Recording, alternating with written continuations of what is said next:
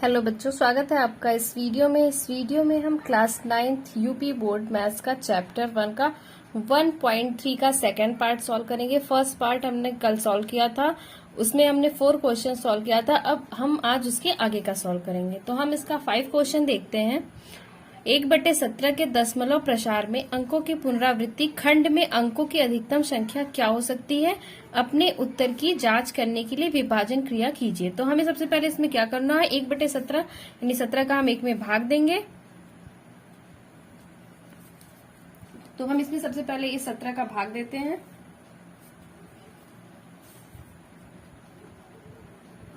हम यहाँ पे 17 का भाग जब 1 में देंगे तो हम 17 का भाग 1 में नहीं दे सकते, तो इसलिए हम यहाँ पे सबसे पहले दशमलव लगाएंगे और यहाँ एक 0 लिखेंगे। तो यह हमारा 10 भी नहीं जाएगा, तो हम एक 0 यहाँ पढ़ाएंगे और हम यहाँ पे एक 0 और लिख देंगे। तो जब हम एक 0 और लिखेंगे तो हम देखते हैं कि ये हमारा 5 बार में जाएगा। 17 × 5 = 85 और फिर हमारा यहाँ पे बचा शेष 15। फिर हमने यहाँ दशमलव लगाया तो एक 0 हम यहाँ पे फिर से बढ़ाते हैं और फिर हम इसे लेके जाएंगे 8 बार में। जब हम इसे 8 बार में लेके जाएंगे तो यहाँ पे आएगा 136। अब 136 आया, यहाँ पे शेषफल बचा 14। फिर हम यहाँ एक 0 फिर से बढ़ाएंगे और हम इसे लेके जाएंगे फिर से 8 बार में और यहाँ 136 आएगा। फिर हम इसको यहाँ पे हमारा शेषफल बचेगा 4 और फिर हम यहाँ पे एक 0 बढ़ाएंगे। जब हम एक 0 यहाँ पे बढ़ाएंगे तो हम इसको 2 बार में लेके जाएंगे और यहाँ पे हमारा आएगा 34 और हमारा शेषफल बचेगा 6।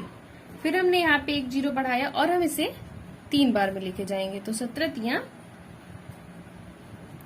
51 लिखेंगे और हमारा यहाँ पे शेषफल बचेगा 9।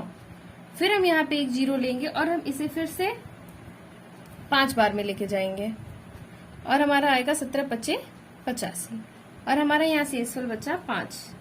फिर हम यहाँ एक 0 लिखेंगे और हम इसको लेके जाएंगे फिर से 2 बार में। हमारा ये आएगा 34 और फिर हमारा यहाँ पे शेषफल बचा 16। फिर हम यहाँ पे एक 0 लेंगे और हम इसे लेके जाएंगे 9 बार में और हमारा यहाँ पे आएगा 153 आएगा। फिर हमारा यहाँ पे शेषफल बचेगा 7। फिर हम यहाँ पे एक 0 फिर से लिखेंगे और हम इसको लेके जाएंगे 4 बार में। तो हमारा 17 चौका क्या आएगा 68 और हमारा यहाँ शेषफल बचेगा 2। फिर हम यहाँ एक 0 लिखेंगे और इसे फिर से एक बार में ले जाएंगे तो 17 × 1 = 17। फिर हम यहाँ पे हमारा बचेगा 3 और हम यहाँ पे एक 0 फिर से बढ़ाएंगे और हम इसको फिर से लेके जाएंगे एक बार में। हमारे यहाँ फिर से 17 आ गया और फिर हमारा यहाँ पे शेषफल बचेगा 13। हमने फिर से यहाँ पे 0 बढ़ाया और ये फिर से जाएगा 7 बार में। यहाँ पे हम फिर से इसको 7 बार में लेके आए और हमारा यहाँ पे आएगा 119 और हमारा शेषफल बचेगा 11। हम यहाँ पे एक बार फिर से 0 बढ़ाते हैं और हम इसको लेके जाएंगे 6 बार में और हमारा 6 बार में क्या आएगा 102। फिर यहाँ पे हमारा शेषफल बचेगा 8 और हम एक 0 लेंगे और फिर हम इसको लेके जाएंगे 4 बार में। हमारा यहाँ फिर से आ गया 68।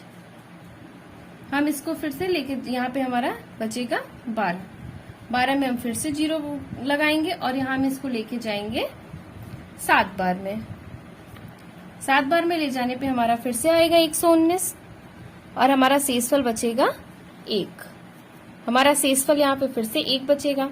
तो देखिए हमने जब यहाँ पे भाग देना शुरू किया था तो भी हमारा यहाँ हमने 1 से ही स्टार्ट किया था और यहाँ पे फिर से 1 आ गया, यानी कि अब ये जो संख्या है ये फिर से रिपीट होगी। तो हम देखते हैं यहाँ पे कितने अंकों की संख्या रिपीट होगी। तो 1 2 3 4 5 6 7 8 9 10 11 12 13 14 15 16। तो हम देखते हैं कि यहाँ पे 16 अंकों की संख्या फिर से रिपीट होगी, यानी 16 अंकों की संख्या की फिर से पुनरावृत्ति होगी। तो हम यहाँ पे लिखेंगे कि 1/17 के दशमलव प्रसार में अंकों की अंकों की पुनरावृत्ति कितनी हो रही है? 16 खंडों में हो रही है। अंकों की पुनरावृत्ति खंड में अंकों की अधिकतम संख्या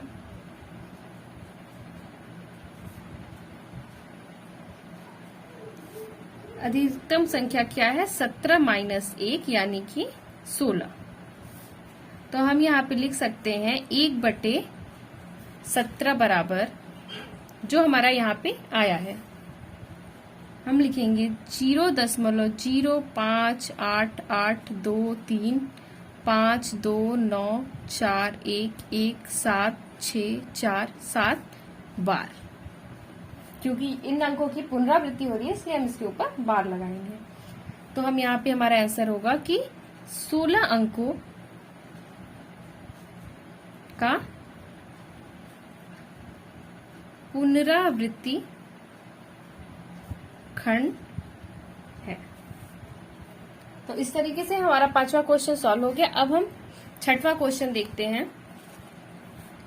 6वें क्वेश्चन हमारा है P बाई Q, जहां पे Q नॉट इक्वल टू 0 के रूप की परिमेय संख्याओं के अनेक उदाहरण दीजिए, जहां P और Q पूर्णांक है जिनका एक के अतिरिक्त अन्य कोई उभयनिष्ठ गुणनखंड नहीं है और जिसका स्थान दशमलव निरूपण प्रसार है। क्या आप यह अनुमान लगा सकते हैं कि Q को कौन सा गुण अवश्य संतुष्ट करना चाहिए? तो यहाँ पे सबसे पहले हम P बाई Q के रूप की परिमेय संख्याएं लेंगे जिनका P और Q का एक के अतिरिक्त कोई अन्य उभयनिष्ठ गुणनखंड ना हो। तो हम यहाँ पे ले सकते हैं 1/5, 21/10, 17/25, 39/100।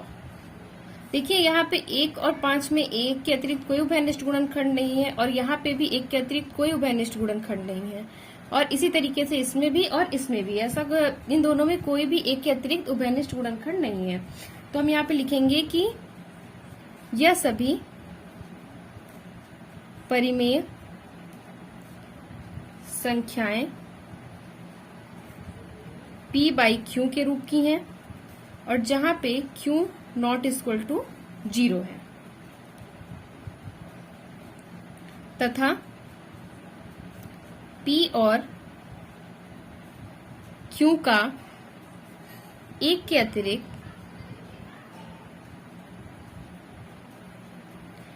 अतिरिक्त अन्य कोई उभयनिष्ठ गुणनखंड नहीं है।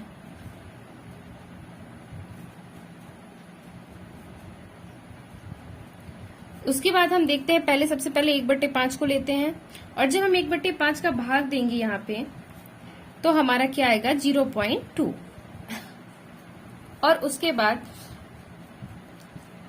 हम यहाँ पे भाग देके देख सकते हैं, जब हम 1/5 का भाग देंगे, 1 का भाग इसमें जाएगा नहीं, दशमलव लगाएंगे और ये जाएगा 2 बार में, तो हमारा यहाँ पे आया 0.2। इसी प्रकार हम फिर 21/10 का भाग देंगे। जब हमने 21/10 का भाग दिया तो हमारा आएगा 2.1, क्योंकि जब 10 का भाग इसमें देंगे तो यहाँ पे दशमलव लग जाएगा और यहाँ पे 2.1 आ जाएगा भाग देने पे। फिर हम देते हैं 17/25 का। जब यहाँ पे 17/25 का भाग देंगे तो हमारा आएगा 0.68 और फिर हम यहाँ पे आगे देंगे 39/100 का। 39/100 का जब भाग देंगे तो हमारा ये आएगा 0.39 और इनका दशमलव स्थान दशमलव, क्योंकि यहाँ पे फिर अंकों की पुनरावृत्ति नहीं हो रही, यहाँ पे शेष पर 0 बच रहा है, इसलिए हम लिखेंगे कि इनका दशमलव शांत है। उसके बाद हम यहाँ पे देख लेते हैं कि इनमें उभयनिष्ठ गुणनखंड क्या है। तो सबसे पहले हम 1/5 को लिख सकते हैं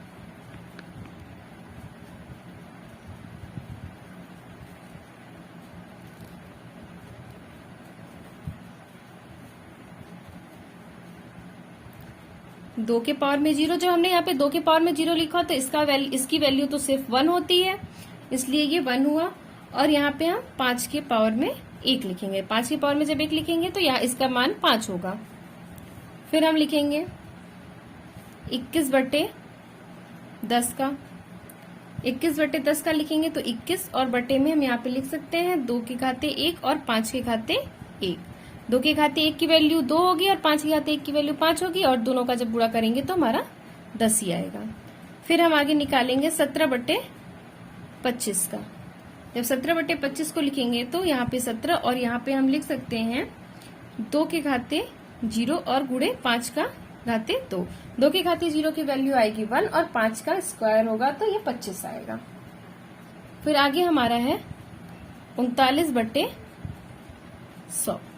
39/100 का जब हम देखते हैं तो यहाँ पे 39 और बटे में हम यहाँ पे लिख सकते हैं 2 के घाते 2 और गुणे में 5 के घाते 2। 2 के घाते 2 हमारा 4 आएगा और 5 के घाते 2 यानी 25, तो 25 चौका हमारा 100 हो जाएगा। तो इस प्रकार हम लिख सकते हैं कि उपरोक्त परिमेय संख्या से हम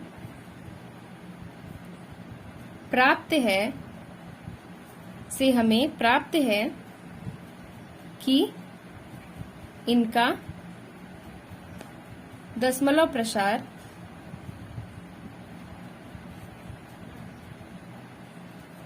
शांत है तथा हर क्यों है 2 के पावर में 2 के घाते m और 5 के घाते n के रूप का हमारा क्यों है।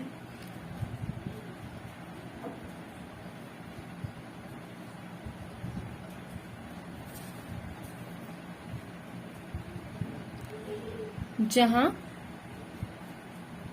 m तथा n पूर्णांक है।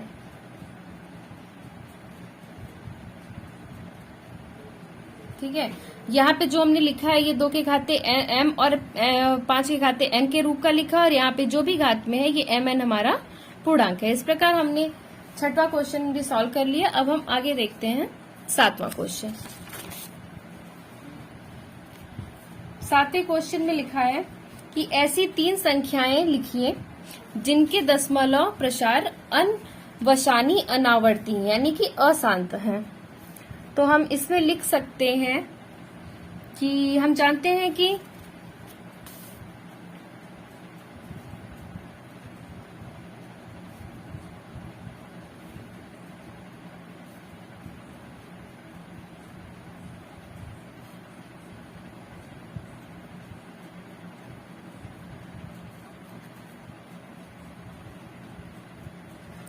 परिमेय संख्याओं का दशमलव प्रसार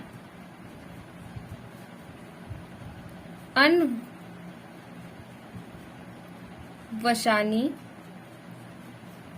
अनावर्ती यानी कि अशांत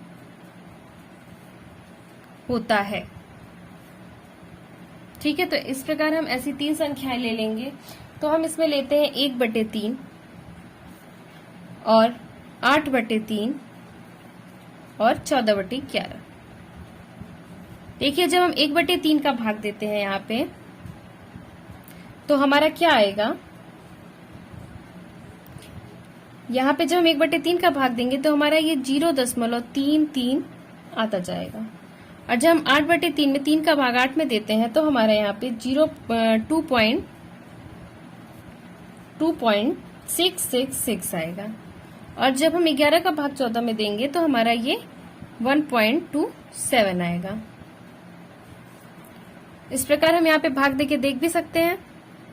जब हम 3 का भाग 1 में देते हैं तो यहाँ पे हम दशमलव लगाते हैं और ये हमारा 3 त्रिक 9। फिर यहाँ पे एक बचा, फिर हम 0 लगाएंगे और फिर ये 3 त्रिक 9 बार में जाएगा। इस प्रकार ये 9 आता जाएगा। और जब हम 8/3 3 का भाग 8 में देते हैं तो हम देखते हैं कि 3 दूना 6 फिर यहाँ पे 2 बचा, हमने यहाँ पे दशमलव लगाया और यहाँ पे एक 0 लिखा, तो ये हमारा जाएगा 6 बार में, 3 छक 18। और यहाँ पे फिर 2 शेषफल बचा, फिर 0 लिखा और फिर 6 बार में, ये 3 छक 18 बार में जाएगा। फिर यहाँ पे 2 शेषफल बचा। इस प्रकार हम देख सकते हैं कि ये 2.66 आता जाएगा। और जब हम 11 का भाग 14 में देते हैं तो हम देखते हैं कि 11 एकम 11 और यहाँ पे 3 हमारा बचा। फिर हमने यहाँ पे दशमलव लगाया और यहाँ पे 0 लिखेंगे, तो 11 दूना 22। फिर हम यहाँ पे देखते हैं तो हमारा यहाँ पे क्या बचा, 8 बचा। और यहाँ पे हम 0 लगाएंगे तो ये हम 7 बार में लेके जाएंगे, तो यहाँ पे हमारा 77 आएगा। फिर यहाँ पे 3 बचा, फिर हम 0 लगाएंगे और इसको फिर से 7 बार में लेके जाएंगे। फिर से इसको हम 2 बार में लेके जाएंगे, सॉरी, हम यहाँ पे जब 30 आ गया है हमारा यहाँ पे, तो हम इसको फिर से 2 बार में लेके जाएंगे। यहाँ पे हमारा आ जाएगा 22। और हम देखते हैं कि फिर से यहाँ पे हमारा शेषफल क्या बचा, 8 बचा। और फिर से हम 0 लगाते हैं, फिर से 77। तो इस प्रकार हमारा ये 2727 आता जाएगा। इस प्रकार हम ऐसी 3 संख्याएं 1/3, 8/3 और 14/11 हमने यहाँ पे लिख दी। इस प्रकार हमारा 7वां क्वेश्चन भी सॉल्व हो गया। अब हम 8वां क्वेश्चन देखते हैं। परिमेय संख्याओं 5/7 और 9/11 के बीच की 3 अलग अलग अपरिमेय संख्याएं ज्ञात कीजिए। तो सबसे पहले हम यहाँ पे लिखेंगे कि 5/7 और 9/11 का दशमलव प्रसार निम्न है। आप यहाँ पे जब 5/7, 7 का भाग 5 में देंगे तो आप देखेंगे कि हमें 0.714285714285 मिल रहा है। और हम यहाँ पे देख रहे हैं कि 714285, फिर 714285, हमें ये 1 2 3 4 5 6 नंबर की पुनरावृत्ति हो रही है। तो यहाँ पे हम इसको लिखेंगे 0.714285 बार।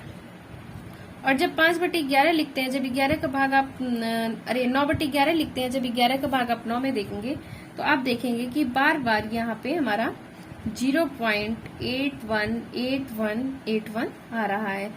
तो हम यहाँ पे लिखेंगे 0.8 बार।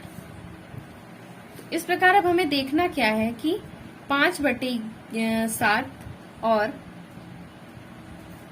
9/11 के मध्य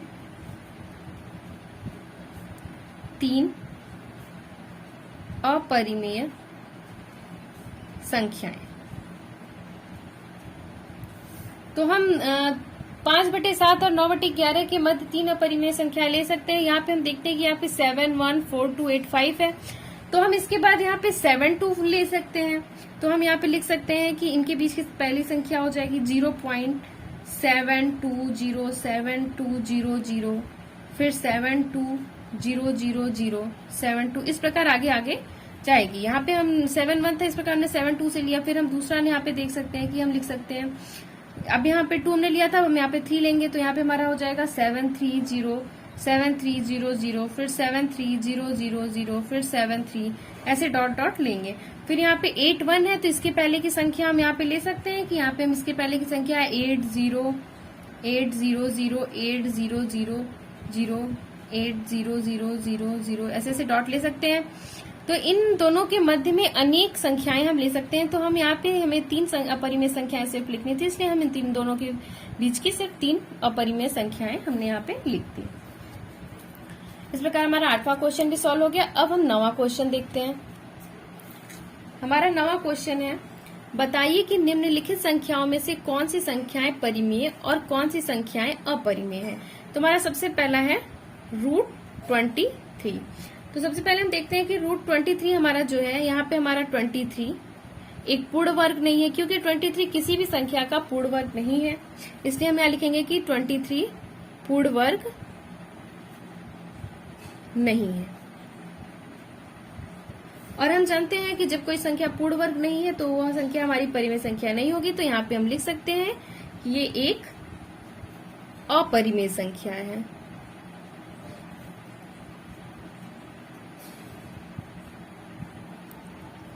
फिर यहाँ पे हम दूसरा देखते हैं। हमारा दूसरा है रूट 225। 225 हम देखेंगे तो 225 हमारा 15 का वर्ग है। तो यहाँ पे 225 रूट में था तो हमने इसका वर्गमूल निकाला तो ये 15 हुआ, यानी कि ये 15 का स्क्वायर था।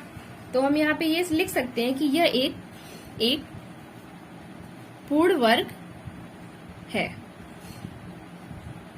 जब ये एक पूर्ण वर्ग है तो हम इसको यहाँ पे कह सकते हैं कि यह एक परिमेय संख्या है।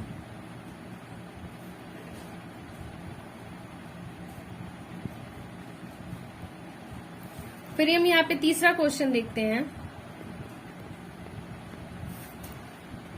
हमारा तीसरा क्वेश्चन है यहाँ पे 0.3796। हम यहाँ पे देखते हैं जो हमारा 0.3796 है, इनमें अंकों की पुनरावृत्ति नहीं है क्योंकि यहाँ पे कहीं पे कोई बार नहीं लगा हुआ है। तो हम ये लिख सकते हैं कि यह एक स्थान दशमलव है।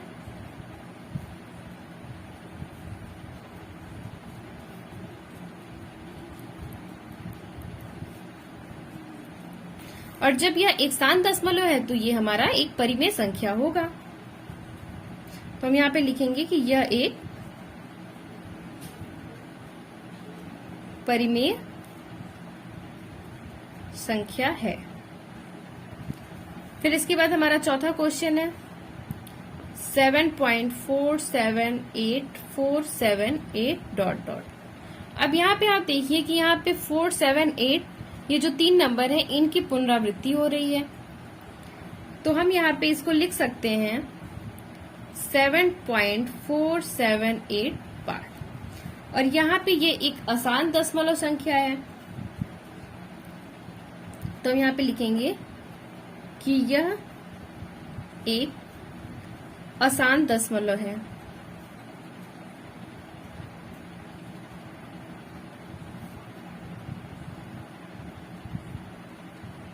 परंतु यह आवर्ती संख्या भी है क्योंकि ये एक आवर्ती संख्या है।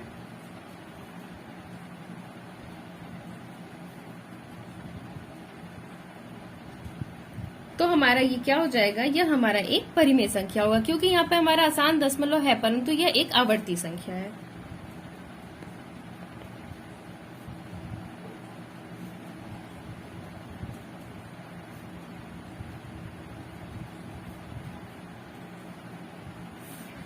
अब इसके आगे हमारा पांचवा क्वेश्चन है 1.101010010001000001 ... यानी यहाँ पे भी नंबरों की पुनरावृत्ति हो रही है। तो हम यहाँ पे ये लिखेंगे कि ये हमारा एक आसान दशमलव संख्या है।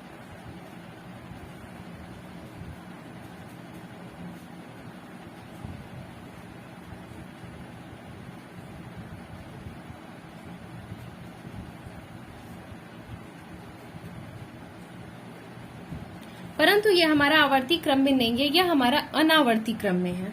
तो यहाँ पे हम लिखेंगे कि यह अनावर्ती संख्या है।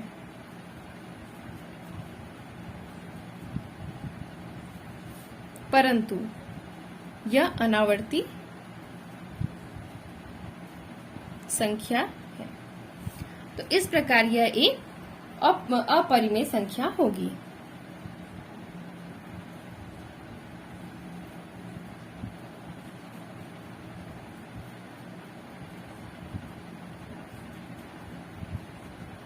ठीक है बच्चों, तो इस प्रकार हमारा नवा क्वेश्चन भी सॉल्व हो गया। तो हमने आज 1.3 का पूरा क्वेश्चन सॉल्व कर लिया। पार्ट 1 में हमने 4 क्वेश्चन सॉल्व कर लिया था, फिर इस पार्ट 2 में हम आगे के क्वेश्चन सॉल्व कर लिए। तो इस प्रकार हमारा 1.3 कंप्लीट हो गया। तो आज का वीडियो यहीं पे समाप्त होता है और अगले वीडियो में हम 1.4 सॉल्व करेंगे। Thank you.